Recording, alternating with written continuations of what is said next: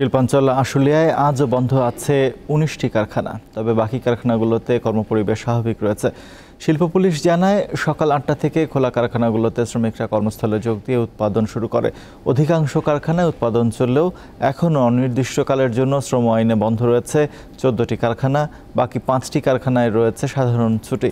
এখন পর্যন্ত কোথাও কোনো বিক্ষোভ ও অসন্তোষের খবর পাওয়া যায়নি। নিরাপত্তায় শিল্পাঞ্চলে কাজ করছে র্যাব, পুলিশ ছাড়াও সেনাবাহিনীর সদস্যরা। সাভার ও আশুলিয়ার পোশাক কারখানার সার্বিক পরিস্থিতি জানাতে যোগ দিচ্ছেন সহকর্মী এম এ হালিম।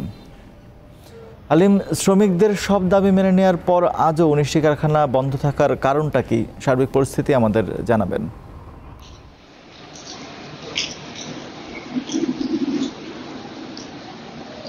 হ্যাঁ রাজীব, আপনি যে বিষয়টি বলছিলেন সেখানে আমি শিল্প পুলিশের একের কাছে যেমন আমি প্রশ্নটি করেছিলাম, আজকে যেহেতু ১৯টি কারখানা বন্ধ রয়েছে, তার মধ্যে কিন্তু আমরা দেখতে পেয়েছি যে ১৪টি কারখানা যেটি শ্রম আইনে বন্ধ রয়েছে এবং বাকি 5টি কারখানা সাধারণ ছুটি দেওয়া হচ্ছে।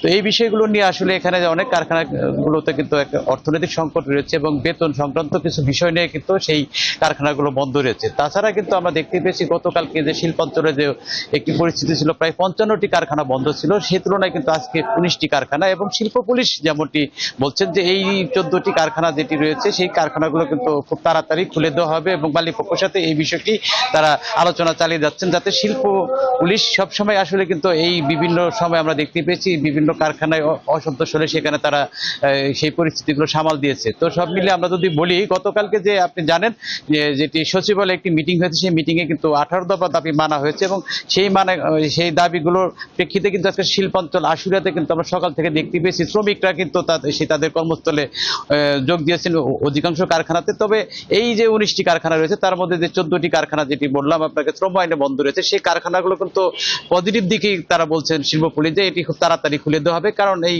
বিগত কিছুদিন যাবতই কিন্তু এই অর্থনৈতিক সংকটগুলো বিভিন্ন মালিক পক্ষে সেগুলো রয়েছিল, সেই বিষয়গুলো নিয়ে কিন্তু বকেয়া বেতন বা অন্যান্য কারণে এই কারখানাগুলো বন্ধ রয়েছে।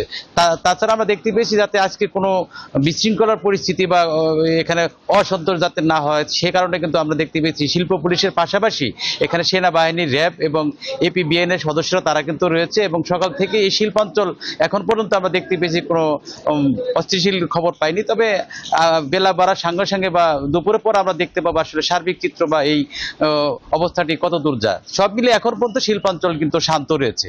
রাজীব। হালিম, আপনাকে ধন্যবাদ।